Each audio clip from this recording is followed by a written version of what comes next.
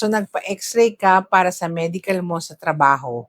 Pagbasa mo sa result nakasulat, hyper-aerated lungs or hyperinflated. Ang una mong naisip, wow, malaki daw ang baga ko. Ibig sabihin, healthy ako at pang-athlete ang hangin ko. Pero teka, kung malaki ang baga mo, bakit pag-akyat mo pa lang ng hagdan o paglalakad mo, papuntang kanto, hinihingal ka na ng malala? Ang tawag natin diyan ay hyper-aerated lungs. Para maintindihan ninyo, isipin nyo na ang baga natin ay isang lobo o balloon. Kapag healthy ang baga, pag ihip mo, lalaki ito. Pag bitaw mo, mabilis itong liliit para ilabas ang hangin. So may elasticity o banat. Pero kapag taon-taon kang naninigarilyo, laging nakakalanghap ng usok, o may matinding asthma o yung COPD, nasisira ang elasticity ng baga mo. Nagiging parang lumang lobo na at maluwag at lawlaw na ito.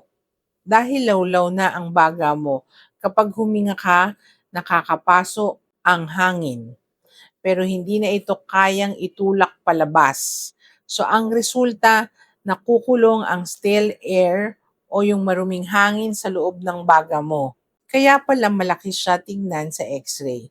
Kasi puno siya ng nakakulong na hangin. At dahil puno na ang kwarto, kapag huminga ka ng panibagong oxygen, wala na itong papasukan. Kaya ka laging kapos sa hininga. Ano ang dapat mong gawin? Una, itigil na ang paninigarilyo o ang vape.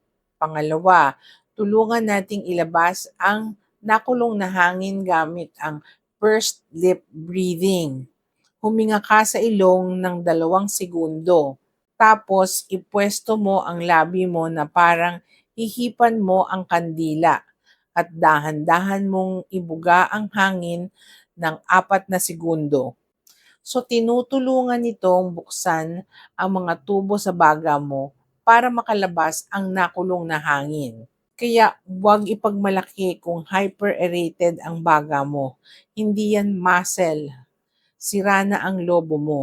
Kapag na-technical naman sa x-ray, need pa ulit ang x-ray at siguraduhin na nag-exhale kang mabuti at wala nang natirang hangin sa baga nang nakunan ka ng x-ray. So tag mo yung kasama mong malakas manigarilyo at laging hinihingal naman, and follow for more medical truths.